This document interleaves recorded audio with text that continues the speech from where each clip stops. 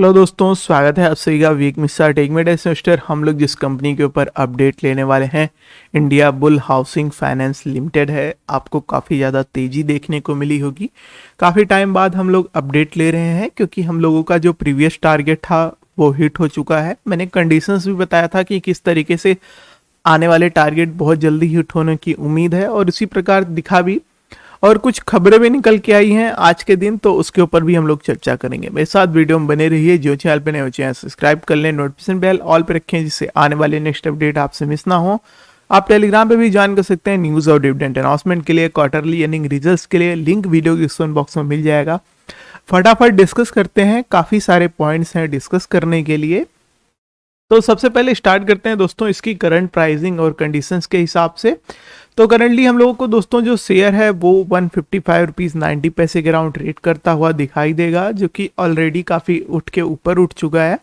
इसके हम लोग दोस्तों जो फरवरी 8 को आएंगे इसके क्वार्टर 3 के रिजल्ट्स, उस पर भी नज़र रहेगी। अर्निंग पर शेयर की बात करें तो 28.53 का परसेंट मतलब रेशियो में हमको अर्निंग पर शेयर हमको देखने को मिल जाता है। मार्केट कैपिटल की बात करें तो काफ़ी ज़्यादा डाउन हुई है क्योंकि बहुत लंबे टाइम से शेयर डाउनफॉल में था 230 से। उसके बाद हम लोगों ने इसको और ऊपर जाते हुए देखा, 300 तक जाते हुए देखा, पर डाउन होते हुए। तो जाहिर सी बात है जब शेयर डाउन हुआ तो लोगों ने अपना इन्वेस्टमेंट इसमें से काफ़ी सेल किया, तो मार्केट कैपिटल इस वजह से कम हुई। प्राइस अर्निंग रेशियो की बात करें तो 5.57 देखने को मिलता है, जो इस टाइम पे कम नंबर का है, तो आपको सही जोन में मतलब एक तरीके से देखने को मिल जाता है। शेयर जब दोस्तों गिर के 100 से बिलो गया था तो क्लियर कट बाई की कॉल थी इसके ऊपर, क्योंकि बहुत स्ट्रॉन्ग जोन मिल जाता है इसको 100 के बिलो, और उससे बहुत कम उम्मीद होती है कि उससे भी बहुत ज़्यादा नीचे जाए। तो अभी हम लोग को दोस्तों जैसे कि आप देखेंगे कि पुराने लेवल से अगर देखें तो ऑलरेडी शेयर इतना ज़्यादा रिटर्न दे चुका है, मतलब 50% से ज़्यादा का रिटर्न क्लियरली दिखता है जिन लोगों ने 92 रुपीज़ पे लिया है, और करंटली 155 रुपीज़ पे ट्रेड कर रहा है। तो सबसे पहले इसकी न्यूज़ के ऊपर बात कर लें, फिर उसके बाद हम लोग चार्ट पे डिस्कस करते हैं। तो न्यूज़ निकल के दोस्तों इस प्रकार से आई है। कल था कि मीटिंग होगी कोई 29 को, फिर आज जो अपडेट आया है वो बॉन्ड के ऊपर हुई। तो यहाँ पे कंपनी ने काफ़ी फंड रेज किया एक तरीके से बॉन्ड सेल करके। बाकी इसके ऊपर और कुछ ऐसा अपडेट नहीं था लेटेस्ट में, बस ये बॉन्ड सेल वाला ही खबर था। तो अगर दोस्तों इसके हम लोग कंडीशंस के ऊपर बात करें कि कैसा शेयर एक्चुअली परफॉर्म कर रहा है, तो देखिए इसकी जो दोस्तों बुक वैल्यू है वो 359 रुपीज़ की है, तो अपने बुक वैल्यू से काफ़ी अंडर शेयर हमको देखने को मिल जाता है। अब ऐसा कहना बेकार होगा क्योंकि ऑलरेडी हम लोग 89 रुपीज़ तक देख रखे हैं, मतलब जो लोएस्ट गया था इस साल वो 89 रुपीज़ तक गया था। तो आप समझ सकते हैं दोस्तों जिन लोगों ने 92 रुपीज़ के अराउंड खरीदा है वो काफ़ी ज़्यादा सेफर जोन, मतलब बहुत ही ज़्यादा बाई फेवरेबल जोन था वो। फिर इसका ऑल टाइम हाई की बात करें तो 1440 रुपीज़ तक शेयर जा रखा है, मतलब एक टाइम था जब बहुत ऊपर पे था ये शेयर। फिर इसके बाद हम लोग दोस्तों इसका फेस वैल्यू देखेंगे तो 2 अप देखने को मिल जाता है, मतलब शेयर स्प्लिट भी हुआ होगा जब इतने हाई प्राइस पे गया। रिटर्न ऑन इक्विटी की बात करें तो 7.18% का देखने को मिल जाता है 12 महीने की कंडीशन में। चलिए कम से कम प्रॉफिट जो है इन्होंने 1% पिछले 12 महीने से इंक्रीज करके रखा, पर इनकी सेल के जो नंबर है वो थोड़े एक तरीके से डाउन, उसमें डिग्रेड देखने को मिला, क्योंकि बहुत बार कंपनी के ऊपर एलिगेशन उठते रहे, तो उस वजह से पूरे साल कंपनी एक तरीके से तंग रही है। और अब ईयर एंड होने वाला है तो यहाँ पे हमको थोड़ा सा यहाँ पे राहत, जो 89 से ये शेयर यहाँ तक उठ के आया है। क्वार्टर वाइज रिजल्ट्स की बात करें दोस्तों तो क्वार्टर 1 से अगर हम लोग क्वार्टर 2 में देखें तो यहाँ पे भी थोड़ी ग्रोथ देखने को मिली, 0.99%, मतलब प्लस में कुछ तो आया है, वो चीज़ कह सकते हैं यहाँ पे। बाकी इसकी रिटर्न ऑन एसिड पे बात करें तो 1.34% का रहता है, जो कि बहुत कम है, बेसिक है, पर ये भी नंबर कम से कम इसके प्लस में है। तो यहाँ पे अभी हम लोग देखेंगे कि लास्ट टाइम जब कंपनी ने डिविडेंड पे किया था दोस्तों, तो हम लोगों को दिया था अराउंड, यहाँ पे दिया था कुछ, इसका मतलब दोस्तों बहुत पहले, पर 9 रुपए का डिविडेंड था 2021 में दिया था शेयर ने, और उसके बाद से नहीं दिया था। तो इस वजह से इसका जो डिविडेंड का डाटा है वो भी कटघरे में था। पर एक चीज़ आप और भी नोटिस करेंगे कि मतलब डिविडेंड देने के बाद उसके बाद एक क्वार्टर इसके रिजल्ट थोड़े बेटर थे।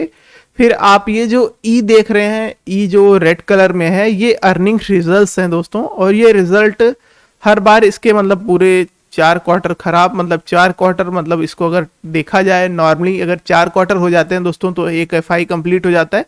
इस हिसाब से पूरा एक साल का डाटा खराब रहा इसका। फिर उसके बाद अगर हम लोग दोस्तों अभी लेटेस्ट में देखें तो लेटेस्ट में जो इससे पहले आया वो थोड़ा रिपोर्ट उसकी जो है एस्टिमेटेड से थोड़ी सरप्राइजिंगली, मतलब पूरा बेटर तो नहीं, क्योंकि यहाँ पे आपको दिखेगा 0% हो रखा है, पर हाँ उतना उम्मीद पे कम से कम रिजल्ट्स बने तो थोड़ा यहाँ पे लो ये ग्रीन में गया। अब जो है अब यहाँ पे एस्टिमेटेड है कि जो अभी फरवरी तक आएंगे कि वो कम से कम मेंटेन करके रखे 7.45% के मतलब नंबर में, तो वो चीज़ यहाँ पे हमको देखने को मिलेगी। बाकी यहाँ पे वही सेम न्यूज़ है कि बॉन्ड सेल करके इन्होंने मतलब रेस किया है प्रॉफिट। ठीक है, यहाँ पे इन्होंने बताया भी है कि किस तरीके से किया है, क्या चीज़ है, कितने रुपए का किया है, वो सारी चीज़ वही सेम न्यूज़ जो मैंने अभी आपको रीड किया था। तो दोस्तों इस प्रकार से इसका डाटा रहा। अब अगर हम लोग इसके चार्ट पे अपडेट लें तो वो मैं आपको यहाँ पे कर देता हूँ।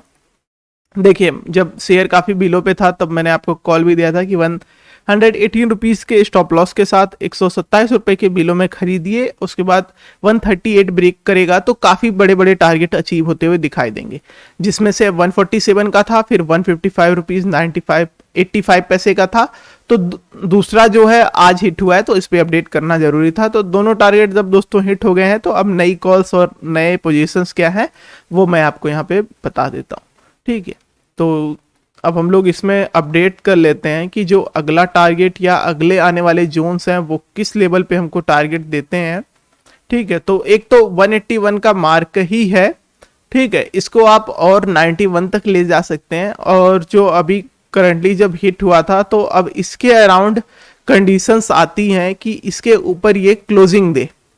ठीक है, तो इस वाले लेवल को हम लोग जिस कलर में थोड़ा चलिए डिफरेंट हो गया 138 वाले से, इस बार हमको ध्यान रखना है दोस्तों कि ये शेयर जो है 160 रुपीज 65 पैसे के ऊपर क्लोजिंग दे आने वाले डेज में, और उसके बाद हम लोग इसमें टारगेट देखेंगे 169 का, फिर 191 रुपीज के अराउंड का। करंटली अगर खरीदने की जोन देखा जाए तो 144 रुपीज के अराउंड दिखता है, पर सपोर्ट क्योंकि काफी बिलो है दोस्तों तो वहां पे थोड़ा ध्यान से खरीदने की जरूरत है, क्योंकि सपोर्ट 123 रुपीज के अराउंड देखने को मिलता है, वरना चार्ट में तो 127 के ऊपर दिख रहा है, पर एक्चुअल में ये इस लेवल को हम ज्यादा महत्व देंगे तो इसलिए 123 रुपीज 40 पैसे के अराउंड दिखता है। खरीदने के लिए लोग इसको 144 रुपीज तक जा सकते हैं, पर डिप में ही खरीदना सही रहेगा। और जिनका लॉन्ग व्यू का हिसाब किताब है इस शेयर में, क्लियरली दोस्तों इसके डाटा में आप देखेंगे तो बहुत बहुत ऊंचे ऊंचे लेवल से शेयर बहुत बुरी तरीके से डाउनफॉल हुआ है।